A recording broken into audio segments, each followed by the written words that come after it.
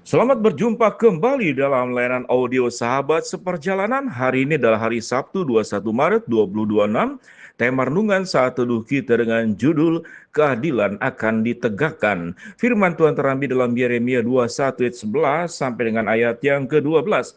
Kepada keluarga Raja Yehuda, dengarlah firman Tuhan. Beginilah firman Tuhan, hai keturunan Daud. Jatuhkanlah hukum yang adil setiap pagi, dan lepaskanlah dari tangan pemerasnya orang yang dirampas haknya, supaya kehangatan murkaku jangan menyambar seperti api dan menyala-nyala dengan tidak ada yang memadamkannya oleh karena perbuatan-perbuatanmu yang jahat. Mari kita berdoa.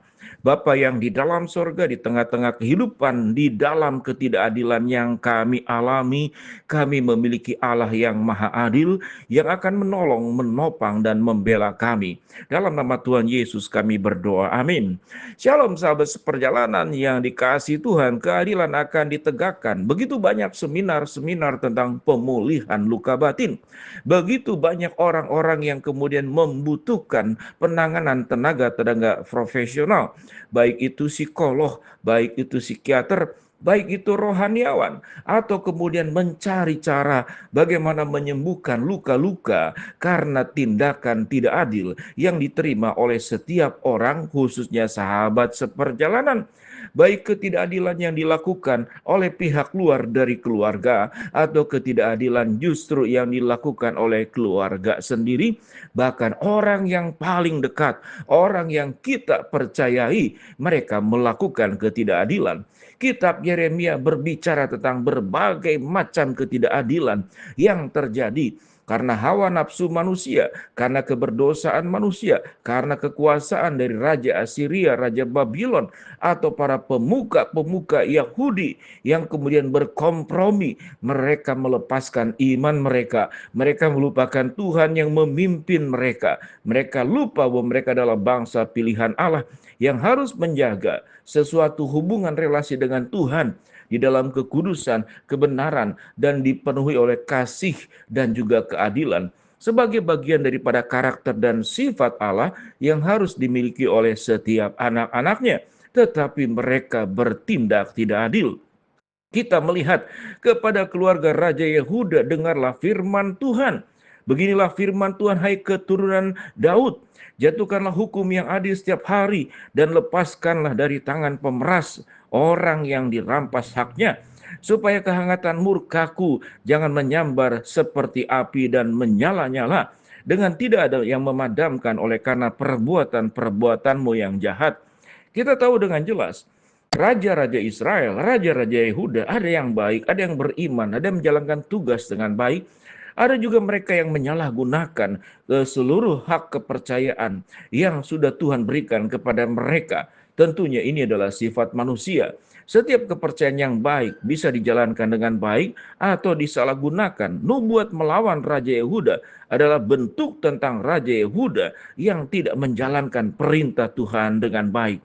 Kalau kita membaca kepada ayat yang berikutnya, sesungguhnya aku akan menjadi lawanmu, hai kota yang di atas lembah, gunung batu di dataran. Demikianlah firman Tuhan. Hai kamu yang berkata, siapakah yang berani turun kepada kami, dan siapakah yang berani masuk ke tempat perteduhan kami? Aku akan melakukan pembalasan kepadamu sesuai dengan hasil perbuatanmu. Demikianlah firman Tuhan. Aku akan menyalakan api di hutannya yang akan memakan habis segala sesuatu di sekitarnya. Bagian daripada perjanjian lama, khususnya dalam kitab Yeremia, memang banyak berisi tentang peperangan, banyak berisi tentang teguran-teguran Tuhan, bahkan hukuman-hukuman Tuhan. Namun inti daripada semuanya itu, karena Allah sedang menjalankan misi kasih setianya, misi cintanya, agar manusia tidak salah jalan, terjerumus ke dalam perkara yang buruk, menjauhi kehidupan daripada Tuhan. Kalau kita melihat segala perbuatan tidak adil, baik yang dilakukan oleh Raja Yehuda, baik yang dilakukan oleh para penguasa pada waktu itu, bahkan dilakukan oleh siapapun juga dalam konteks kehidupan saat ini, kita menghadapi perkara yang sama tentang ketidakadilan. Bagaimana orang diperas, sehingga doa yang disampaikan dan lepaskanlah dari tangan pemerasnya orang-orang yang dirampas haknya. supaya kehangatan murkaku jangan menyambar seperti api. Kata api kemudian disampaikan kembali dari ayat 12 kepada ayat yang ke-14. Aku akan menyalakan api di hutannya yang akan memakan habis segala sesuatu yang ada di sekitarnya. Dengan demikian, sahabat seperjalanan, kita sudah belajar tentang keadilan Allah, tentang Allah yang akan bertindak. Allah tidak akan membiarkan segala ketidakadilan yang terjadi. Namun tentunya kita sebagai anak-anak Tuhan tidak perlu memaksa Tuhan bergerak sesuai dengan keinginan kita.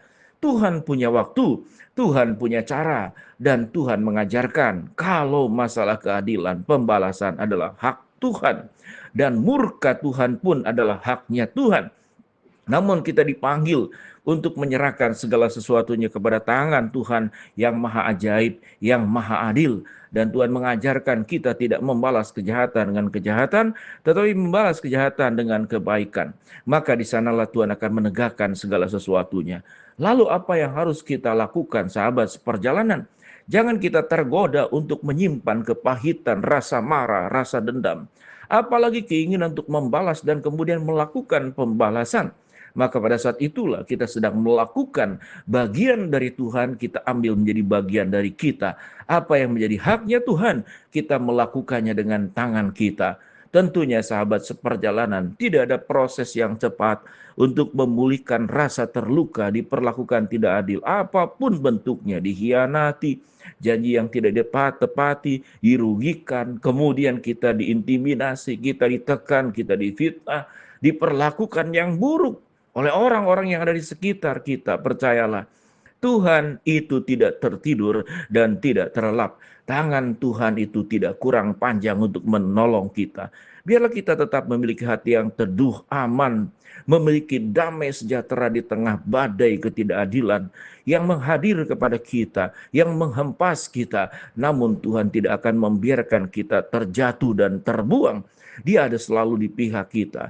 Itulah seringkali kata-kata bahwa aku menyertai engkau. Aku sekali-kali tidak akan membiarkan engkau. Dan aku sekali-kali tidak akan meninggalkan engkau. Dengan iman percaya seperti itulah, kita akan menjadi pribadi-pribadi yang kuat menghadapi badai hidup sebesar apapun.